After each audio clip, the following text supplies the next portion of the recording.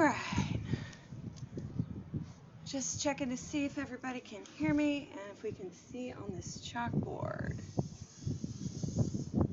Alright, first start off with a Newton's law problem. Newton's first law. So, sum of our forces is going to equal 0. That means we are not accelerating.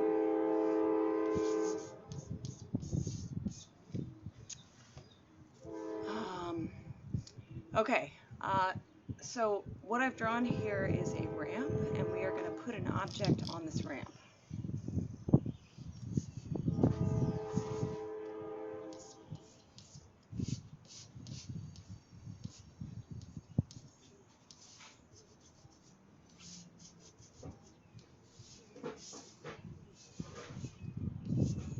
Alright, I suspect that the object is going to look something like this, if I can find one.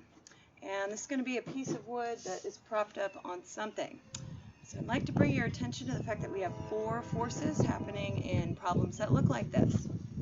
We have vertical forces with our rotated coordinate system. This is the normal force of the surface back upwards on our resting object. And then we have a downward force of the weight of that object. Okay, well, what we want to do here is rotate our coordinate system so that this becomes our y-axis and this becomes our x-axis. If we do that, we have an uphill force that is equal to static friction, and we have a downhill force that is equal to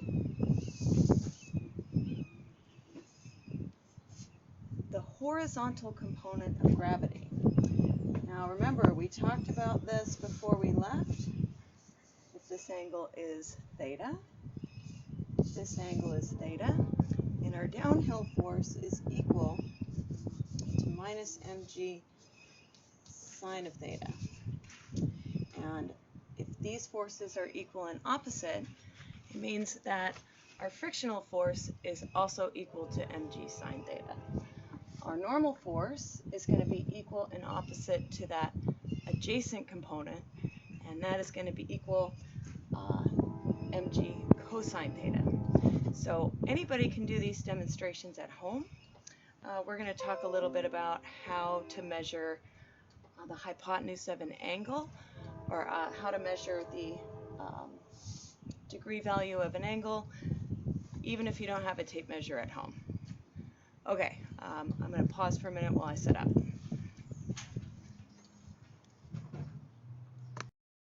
Okay, I've got our experimental surface here. It is, I don't know, I think a 1x4. Now hold please while I get an object to rest on this surface. Okay, so I have an object here. I'm going to put on our surface.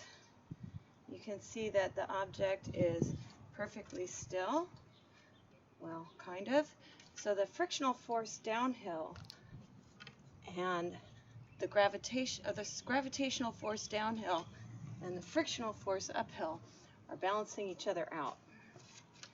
Okay, it's probably easier to perform at home with a block.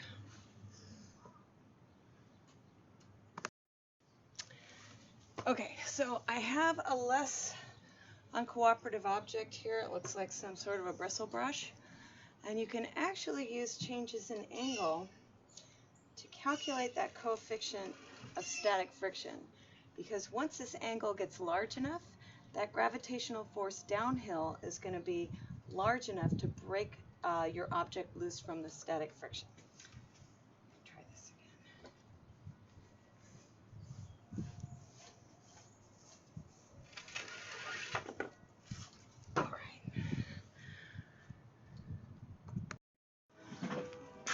Okay, so the problem is if you don't have a protractor at home and you don't have the tape measure to actually get physical measurements for any of the sides of your triangle, how are you going to calculate the angle?